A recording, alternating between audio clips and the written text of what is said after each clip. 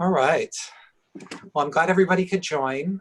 This is a spiritual preparation for the High Holy Days, and we're focusing on Rosh Hashanah today. And in 2 weeks, we'll have another Tuesday night class, 7 p.m., which will be focusing on Yom Kippur, which Cantor Shula will be teaching.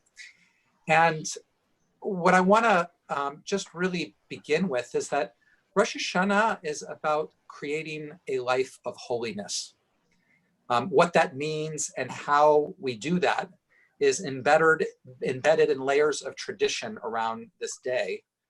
In the Torah, Rosh Hashanah is called Yom Zichron Truah, and it happens in the 7th month.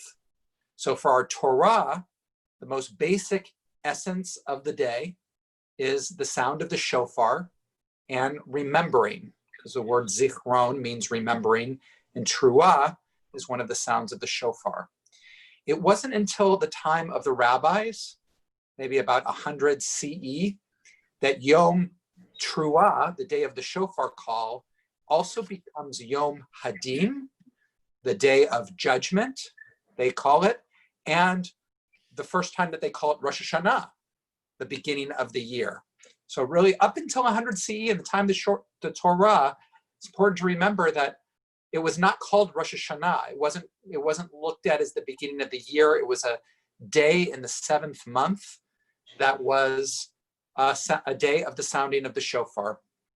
So let's explore first. We're going to go into a lot of these different meanings in trying to understand the essence of the holiday. But let's look at it first as Yom Hadin. The rabbis called it the Day of Judgment. And the first thing to really share is that judgment does not have to be negative. When we view the holiday as the Day of Judgment, it leaves us, many of us, with ambivalent thoughts and feelings about what's supposed to be happening on this day. Our negative idea of judgment comes from the way the word is used with others, right? To be judgmental is to box another person into our idea of who they think they are. And that idea is usually negative and limiting. To be judged by others is not to feel seen. But on Rosh Hashanah, many of us believe that we're judged by God. For those of us who have come up against the limitation of our parents' perspective of us and reject their ideas of who we should be, we may reject this idea of divine judgment because it's too connected to the judgment of our parents. But what if we could separate? What if we could separate the two and realize that the din, the judgment that we talk about in Rosh Hashanah, is not the din that we experience from our parents? When we separate that, we can realize that a whole world can open up to us. As the psalm we read during every service of this holiday season, Psalm 27 says, "Though my mother and father abandon me, you are with me." While many of us have positive relationships with our parents, the psalmist wants to say that the judgment of our parents is limited. It doesn't always see who we truly are, but you, God, truly see me.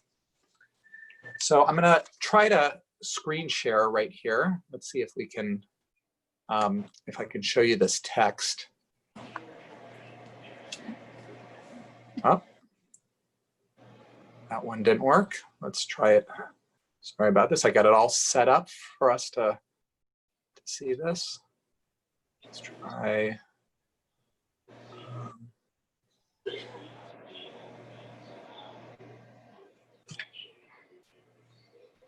Thank you for your patience, everybody.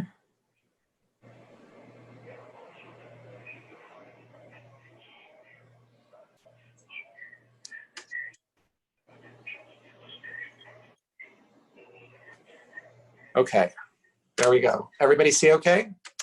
Okay. All right, so this first piece right here from the Talmud is a very popular midrash that makes its way into a lot of our liturgy on the High Holy Days, right? It says, in fact, is there anybody who would like to unmute themselves and read this? We'll make this a little interactive. Just go for it. I'll do it. This is Rob. Rosh Hashanah is Yom Hadin, There are 3 books opened on Rosh Hashanah, one for the completely wicked, one for the completely righteous, and one for the intermediate. The completely righteous are immediately inscribed and sealed for life. The completely wicked are immediately inscribed and sealed for death. The intermediate are left hanging from Rosh Hashanah until Yom Kippur. If they merit, they are inscribed for life. If they do not merit, they are inscribed for death. All right, thank you. All right, so this midrash conjures up the image of an all-powerful God that's distant and separate from us, up in the sky, maybe even, who sees all of our actions and our thoughts. If we've been good this year, then we're set to live another year. And if we're not, we'll be set to die. And yet there's this window of time between now and Yom Kippur, Rosh Hashanah and Yom Kippur, where we can change the decree through living in a holy way. Do you believe this?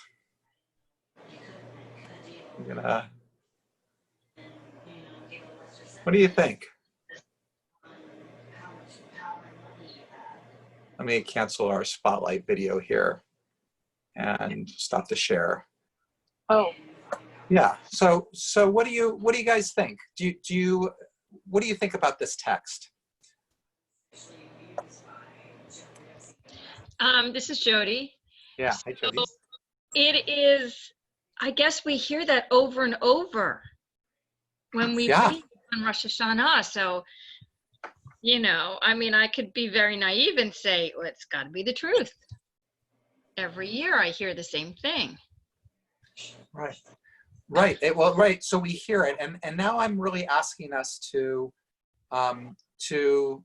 really use our minds here and think, like, what do we really think about this? Like, besides the fact that we hear it, we know it, how do we understand this? I mean, do you believe, is this a literal thing? Is there some kind of divine book that's opened in this way? Is it a metaphor? And if it's a metaphor, then how and what does it mean? What does it teach us about din, about judgment from this midrash? You know, what do you, like, what is there anything that feels like there's wisdom about this? Or do you know, when you really think about it, does it not connect at all? Let's be honest. It seems very harsh in some respects. It's very black and white. You're in, you're out, and then maybe for some people. It just seems very strange that, you know, and we got to look at the times that, you know, they made a quick decision, I guess, for certain people, and then the rest were sort of on the cusp. The key question is what made you between the fine line of being alive, dead, or maybe? Yeah, okay. So it's harsh. And do you think, you know what I'm going to do, you guys? Let me just, okay, another midrash, also from the Talmud.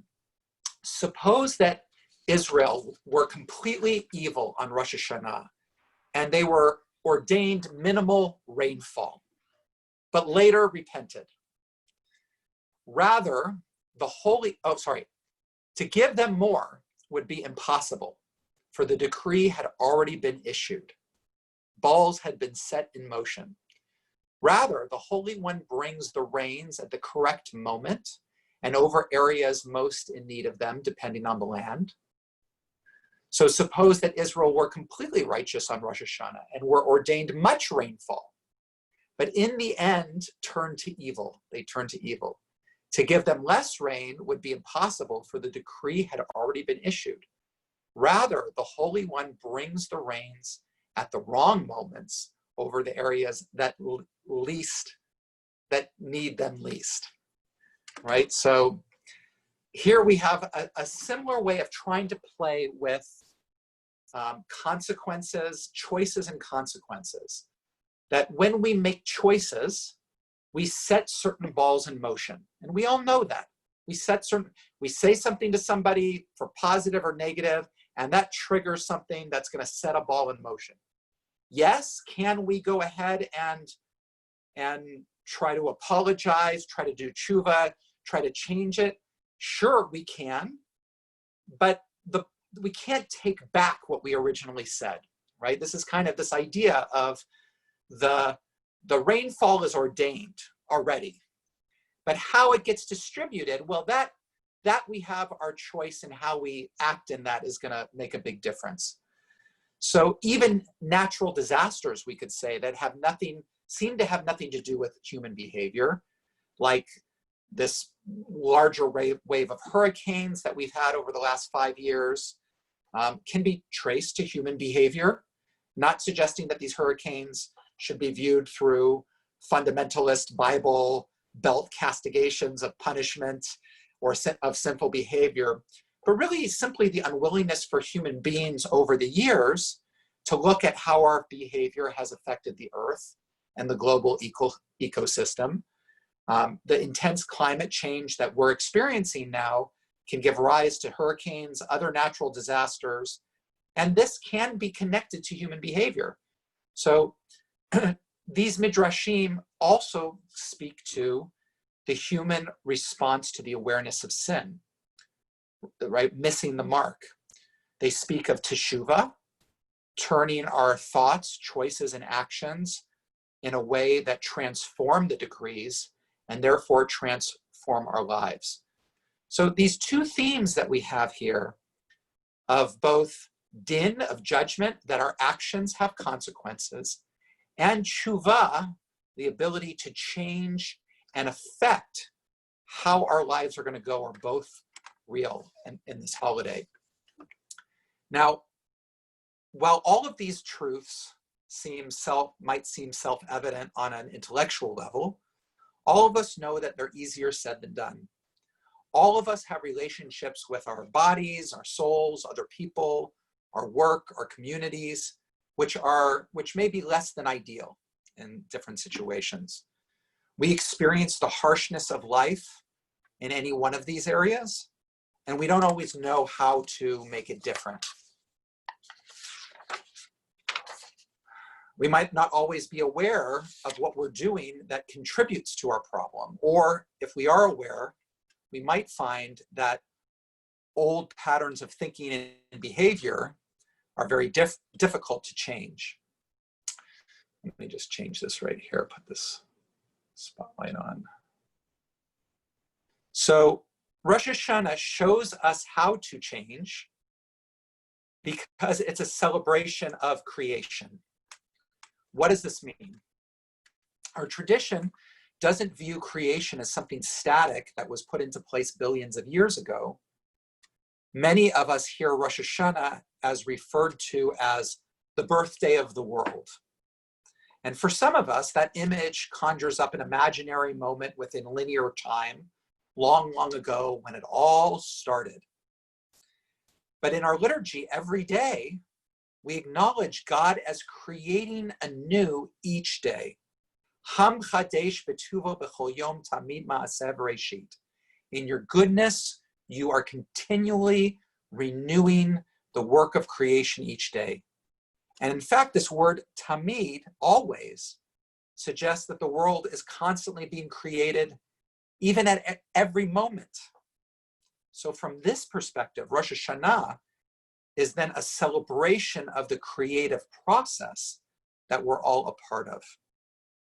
The Torah teaches that we are made in the image of God, which means that when we learn about God's creative process, we learn about our own.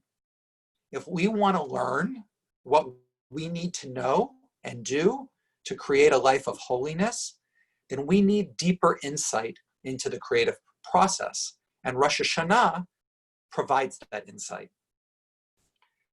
The Torah doesn't view this day as the Jewish New Year, the beginning of the year, as I mentioned before. In the Torah, the beginning of the year is the first day of the month of Nisan, the day that we celebrate Passover. Rosh Hashanah, or Yom Teruah, the day of the shofar, comes in the 7th month. Now, we easily translate the word Shana as year and then relate it to our perspective of what year means. But the word Shana can more accurately be translated as the cycle of change. Shana comes from the word lishanot, which means to change. From this perspective, Rosh Hashanah then means not the beginning of the year, but the beginning of change. when we create, we engage in a process of change. And Rosh Hashanah celebrates the beginning of that process. So now we're shifting to the theme of Rosh Hashanah, not as judgment, but as a mechanism of creativity.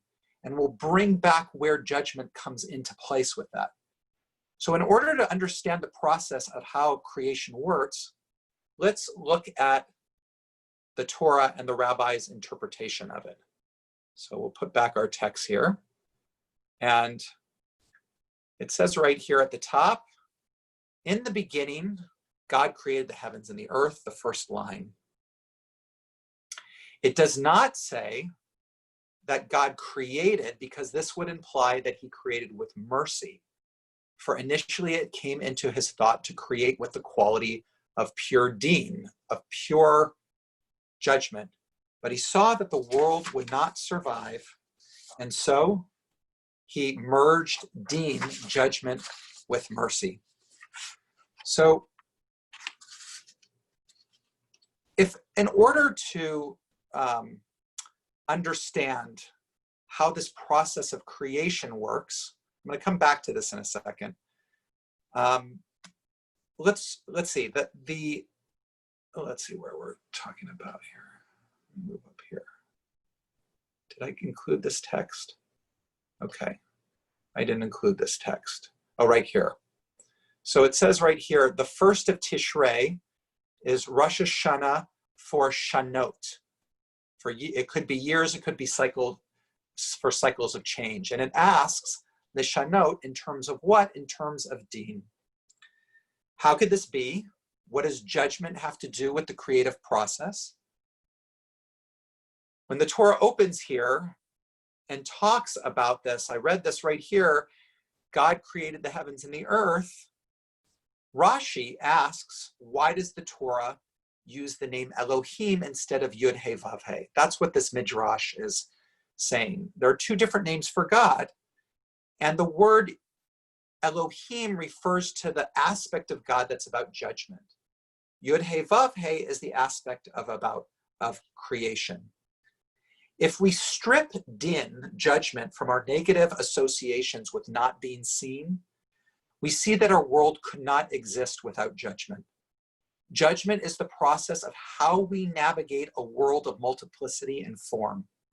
We employ judgment in every choice and decision we make. When we look at the world, we say yes to some things and no to others. We make judgments, whether it's in the creation of a piece of art, I'll choose these colors and not these, or I'll draw a line like this and not that, or whether it's in the creation of our lives. I'll go to synagogue this year for Rosh Hashanah. Even though we can't be together, I'll log on Zoom. Like God, din or judgment is the medium that we use to create.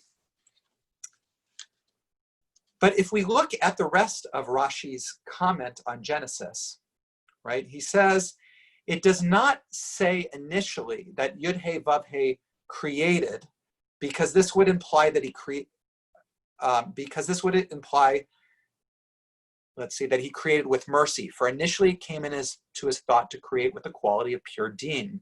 He saw that the world would not survive, and he merged deen with mercy.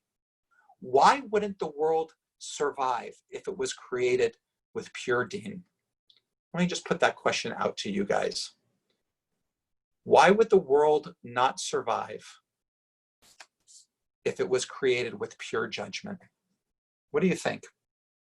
Let me stop the recording here. Okay, so our problem is when the creation of our lives is set in stone instead of an ever-flowing, ever-responsive process of choices that respond intelligently to the unfolding landscape of our lives. Somehow we have to be able to shift direction.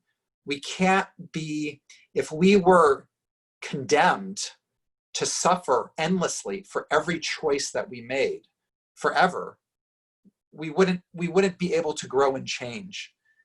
Now, most of our lives are unconscious. What's responsible for our unconsciousness? One is that we're so attached to our perspective of ourselves and the world that we don't believe that it could be different. We're living in a dream that we think is real, possibly. We take action and make choices in our lives based on our perception of ourselves in the world. And every action or choice that we make strengthens a certain perception that we have as being real and true. Here's some examples. A smoker wants to create smoking because he knows it's unhealthy.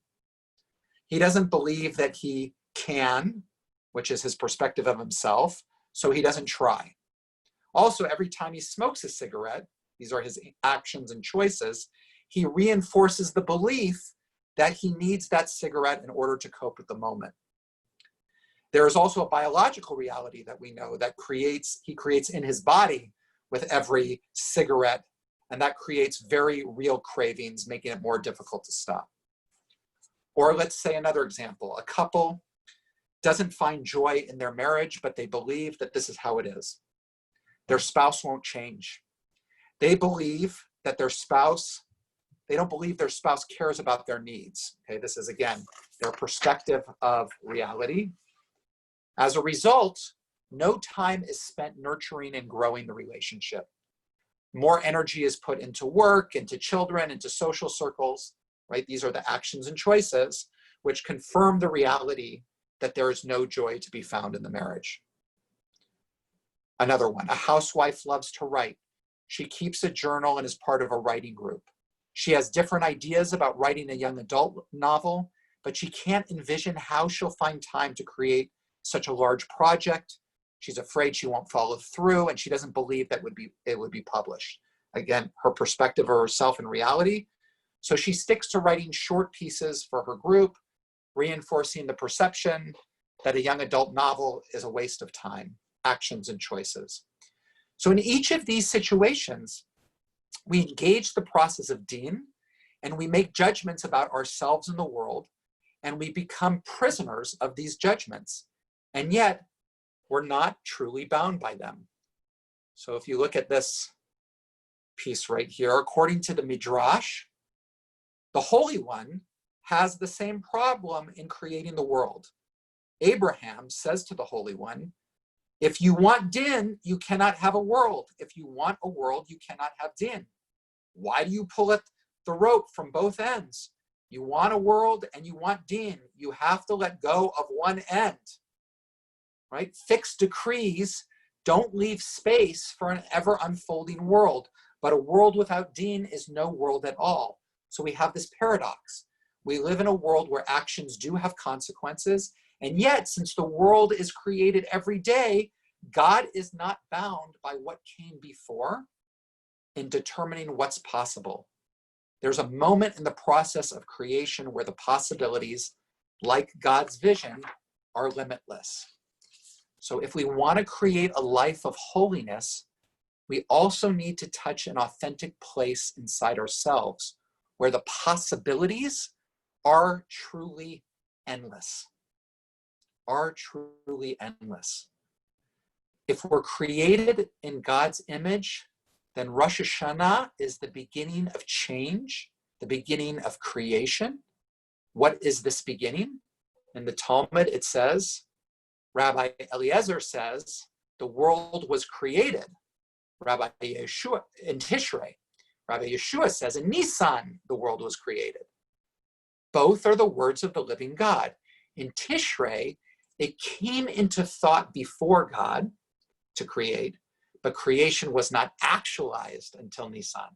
That's the way they resolved that tension. In Tishrei, it came into thought before him to create. Creation begins at the level of thought. In the Musaf service of Rosh Hashanah, we say, Hayom Harat Olam. Today is the birth of the world. But Hara does not mean birth, it means conception. So it really means today is the conception of the world. Today is the day of vision. The Rosh Hashanah, the beginning of the cycle of change, happens with a vision. if we want to renew the work of creation in our lives each day like God does, we need to go to the beginning of the creative process.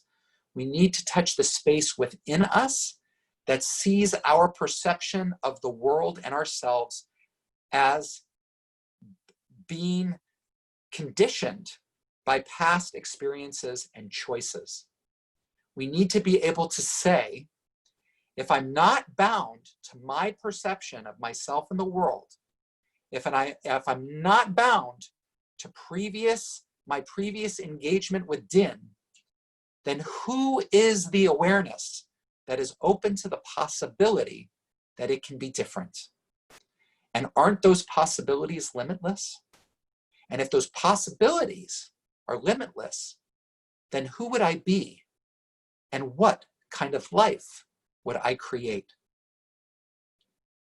In the Midrash, it says, God says, on Rosh Hashanah, I will recreate you as a new being.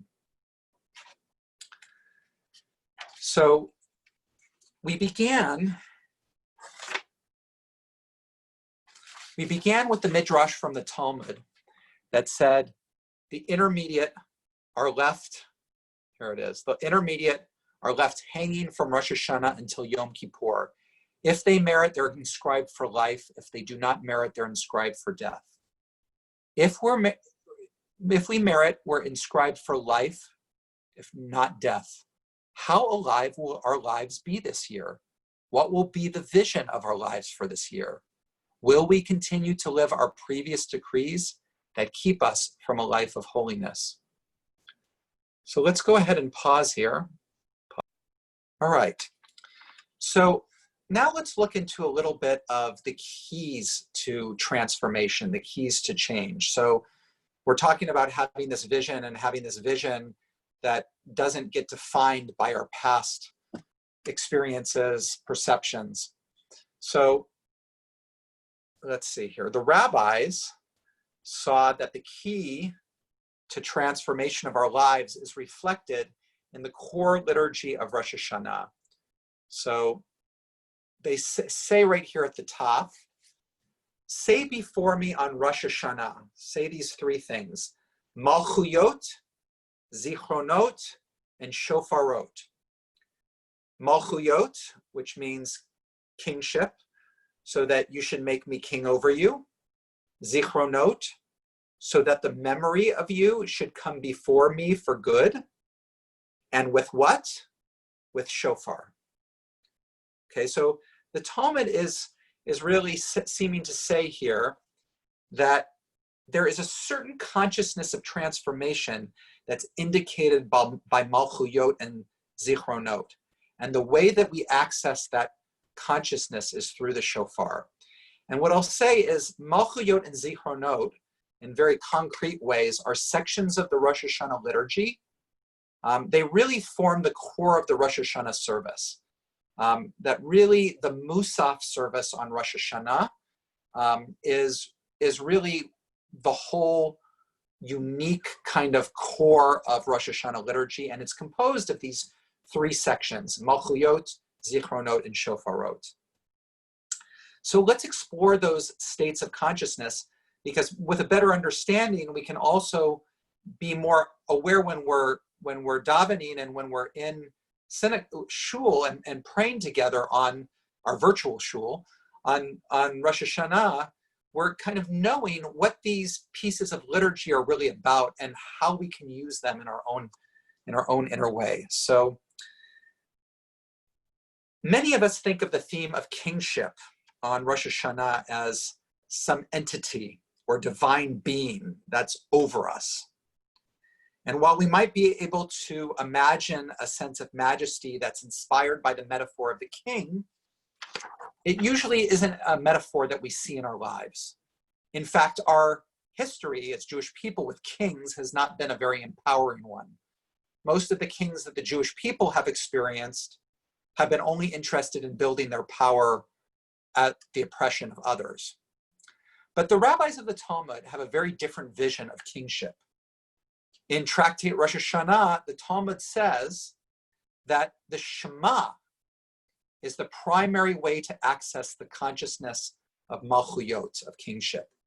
It's not a vision of power over us that we're being asked to share, but an awareness of the brilliant interconnected whole that we all take part in. In the liturgy that we read on Rosh Hashanah, the culminating verse before the Shema is from Zechariah. Hashem will be king over all the earth. On that day, Hashem will be one, and his name will be one. We know this from the ending of the Elenu. Bayom hahu yeh Adonai echad u'shmo echad. Again, the prophet defines kingship. What does Hashem being king over all the earth mean? It means that everyone will have an intimate awareness that everything in life is part of an interconnected, unified, divine presence. Malchuyot then is the experience of wholeness, of interconnectedness. And also in our liturgy, we pray for a time when the world would be perfected under the malchut of the Almighty, the takein olam b'malchut Shaddai. All humankind will call your name, and all the wicked will turn to you. Why will the wicked turn to you? Because they will realize that the source of who they are is you. They will realize the whole. We need the consciousness of Malchuyot to actualize the vision of who we want to become and what we want to create in our lives. Because our vision needs to represent truth. We say, you are Elohim of truth, and your word is true and stands eternally. If we want our words, the creation of our lives, to manifest, it has to be connected to deep truth. It has to be guided by a vision of wholeness, of the reality that there's no place in our lives that is empty of God, that every moment is an opportunity to awaken to the presence of God. Now, the second one, Zichronot, the other consciousness of transformation that we access on Rosh Hashanah is Zichronot, remembrance. In fact, remembrance, with the sound of the shofar, is considered by the rabbis to be the core of the day. In the Torah, the day is referred to as Yom HaZikaron, the day of memory. And the Talmud says, in God's voice to us, say before me Zichronot, so that the memory of you should come before me for good. How could God, the infinite, the all-knowing source of all life, forget anything that we do? So Rav Matis Weinberg says that Zikaron, remembering, is vastly more than not forgetting. He dissects the word remember as remember, to restore the whole picture by incorporating the separate points of detail. He says, quote, Zikaron is the inseparable companion of Malchut, wholeness. It is the mechanism of integration, the only way that detail is drawn together into an organic reality called Malchut. The system that integrates all the separate facilities of our mind and the faculties of our intelligence is a personal Malchut that we identify as self. Without memory, it could not exist. Even if each moment of our lives would be stored unforgotten, for it is only in the interrelationships of the moments, the cause and effect, the order and structure, the vision and its expression, that we have a center called self, a center of Zikaron. I wonder if anybody has seen the movie Memento, one of Christopher Nolan's first big movies. It's a profound movie, and it explores the reality of a man who can only remember the past 5 minutes at any moment. Think about that. What would it be like if your whole idea of the world and of yourself only existed as a result of the past 5 minutes? All of our memories, experiences that happen beyond 5 minutes would not inform who we are and how we see the world. So as we stand at the threshold of creating a new life, what do we need to remember? What parts of ourselves have been disconnected that need to be brought together into the service of a higher vision? Now, there's another aspect to zikaron, to memory, which is how we live memorably. And if you look at this piece here from the Midrash, it says, if only Reuven would have been aware that the Holy One himself would write of him, and Reuven heard and he saved him from their hands, he would have lifted Yosef, on his shoulders and carried him back to his father. Right? If Reuven knew how the story was going to turn out, how he was going to remember it, he wouldn't have thrown him in the pit. If only Boaz would have been aware that the Holy One himself would write of him, and he passed her some roasted corn and she ate, he would have fed Ruth fattened calves. He would have given Ruth everything if he knew that how he was going to be remembered. Right? And Matis Weinberg says, the day of memory teaches us that our moments become supremely alive if we live them as memories, always aware of their implications, their contact with eternity. There can be no insignificance in such moments, no depression, no matter how deep the sadness, no diminishment, no matter how far we've fallen. Every instant is another chance to create eternity. The Yom HaZikaron, the day of memory, teaches us to live memorably, conscious always of the poignancy and sweetness of transience, indelibly etched into the texture of time, are each act suffused with a joy, both bittersweet and exalted, mindful of limitless meaning. Wow. When we live with an awareness of zikaron, of memory, then we realize that every choice we make creates what we will remember. If we were to do this, we would approach our choices differently. Essentially, we realize that no choice or action is insignificant, that all has implications for eternity. We realize that what we create matters.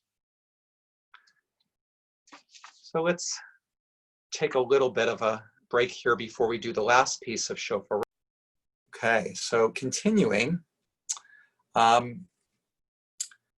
So what is it that allows for the awareness and this relationship that we're talking about of memory of kingship? What allows it to be authentic? And it's shofar. The Torah calls this day Yom Truah, the day of the Truah. And there's a very powerful midrash, I think I want to talk about it more on these high holy days, is that the shofar needs to sound like the sobbing of Sisera's mother, the sobbing of the enemy, okay? It needs to be an expression of compassion. And Sisera was, in the book of Judges, and the story of Deborah was the enemy. And when Sisera died, it says that his mother wept. And so the rabbis say the sound of the shofar has to sound like the sobbing of the enemy's mother. It has to be a sense of compassion that's understanding that even though the enemy was killed, it still caused pain to the mother. So how do we understand this compassion? One way we can understand this question is to realize that there are many layers of meaning in the Torah. On one level, the characters of the Torah are just protagonists in a great narrative. But on a deeper level, they represent divine qualities that we can experience in the world. For example, Abraham represents chesed, or loving kindness. The rabbis derived this quality from Abraham because of his generous hospitality. He had a tent that was open 4 sides, and he looked for passerbys that he could show kindness to. The Midrash says that he even left engaging with the divine presence so that he could run out and serve people, even as he was healing from his circumcision, his adult circumcision. So when we're in touch with unconditional kindness and expansiveness in our own being, we invite the quality of Abraham. Yitzchak, or Isaac, the opposite of Abraham, represents din, judgment, boundaries, discipline, distinction. Yitzchak knew that he was being sacrificed by his father, but withheld his own needs in order to do the divine will. He also made the judgment, the choice to give the birthright to one of his sons and not the other. When we exercise judgment and decisions, we engage in discipline and hold back for a higher purpose. When we do these things, we invite the quality of Yitzchak, of Isaac. Now, Yaakov, Jacob, is the fusion together of Abraham and Isaac, love and boundary. What happens when you put together the experience of love and inclusion with the awareness of distinction and boundaries? We get compassion. Being able to understand the experience of another like ourselves, whether joyful or painful, and we can hold it in a space of love. Years later, Jacob was able to be in the presence of his brother Esav, who he was afraid would be filled with pain and anger, and he kept his heart open to him. So we said that hearing the truah blast of the shofar is the true experience of compassion. And this compassion is the way that we encounter the presence of God and bring all of the fragmented parts of our lives in harmony with that presence. So what are our obstacles to compassion? Our obstacle to have compassion in another is directly correlated with our ability to have compassion with ourselves. In order to have compassion with ourselves, we need the awareness of Abraham and the awareness of Isaac. The awareness of Isaac, of Din, allows us to be present with our pain.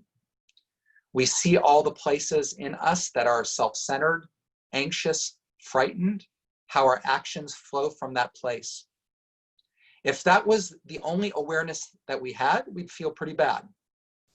We would create a wall around our hearts so that no one, even ourselves, would be able to see its defective nature. What are the consequences of a closed heart? Well, we're not able to be open fully to life because the walls we create to keep ourselves from feeling hurt, pain, and failure also keep ourselves from connecting fully with the aliveness of the world and the myriad possibilities of who we could become. From the perspective of a closed heart, it's too risky to consider possibilities for our life where there is possibility for failure. Then we might have to feel an inner defectiveness. And as a result of a closed heart, our own creative process is stunted. And whenever we see the same defective qualities in somebody else, our heart is closed to them, and we apply the same judgment that we apply to ourselves. So how do we cultivate compassion? We need to merge the awareness of Abraham, of kindness and love, with the judging awareness of Isaac. At the same time that we're aware of our limitations and our shortcomings, we are kind and forgiving to ourselves. When we are in touch and present with our pain, we bring an understanding of the circumstances that had given rise to the pain and the undesirable qualities and behaviors that we perceive in ourselves. And when we can be compassionate to ourselves in an authentic way, our hearts can break open. We're able to feel the pain of our lives and our limitations fully because the presence of love tells us that we are deeply all right. When the tears flow, this is the voice of Jacob, of Yaakov, the voice of the shofar. The shofar is the living representation of these truths. Tekiyah, the long blast, is the presence of Abraham, the presence of love. It's long and expansive, like love. When we hear that blast, we invite the presence of love. Shivarim, the short broken tones. Do, do, do, do, do, do. That's the presence of Isaac, our brokenness and our pain. When we hear Shivarim, we are aware of the brokenness inside us. And finally, Truah, is the merging of Tekiah and Shivarim, the voice of Yaakov, the presence of compassion. In Truah, we hear the short broken blast as one expansive call. Right? It's broken, but it's long and expansive. We experience our pain and the love that holds our pain, and we let the tears flow. While the first step of creating our lives anew is a strong, clear vision of who we want to become, the next step is confronting the patterns of thinking and behavior that don't always allow us to connect with life. How do we dissolve those undesirable patterns of thinking and behavior? Through hearing the cry of the shofar, through hearing the cry of our enemy. How are we able to hear the cry of our enemy? By being able to hear and embrace the cry inside, by allowing our hearts to break. How do we let our hearts break open? Through the merging of the truthful judgment of Yitzchak and the love of Abraham. In the liturgy, we read the line from Psalms after we blow the shofar. Happy is the nation that knows the Truah. God, in the light of your countenance, of your presence, they will walk. The Zohar comments, not those who hear, not those who blow, but those who know the secret of the Truah, that blast, will come close, will shine in the primal light that the Holy One hid for the tzaddikim, the righteous ones, in a future to come. Rabbi Simon Jacobson asks, why is the broken wall the holiest place for Jews? Why do Jews stand and pray at a broken wall when there are so many beautiful edifices around? Because Jews know that this isn't a perfect world, and as long as the world is not perfect, Jews can't stand in a beautiful edifice. Jews can only stand and cry at a broken wall. The illusion of perfect edifices in an imperfect world make us feel good, but it's an illusion nevertheless. Good for Hollywood and for Broadway, but not reality. The reality is that the world is a broken place. It's a broken place with broken people whose job it is to mend what's broken. So when we cultivate compassion for ourselves and others, we're able to bring awareness of all the patterns of thinking and behavior that don't allow space for our vision of who we want to be. And as we perceive all these fragmented parts of ourselves in love, they cease being an obstacle, but instead come into service of our deepest vision. They become dedicated to God. And it's this transformation that allows us to create our lives anew on Rosh Hashanah.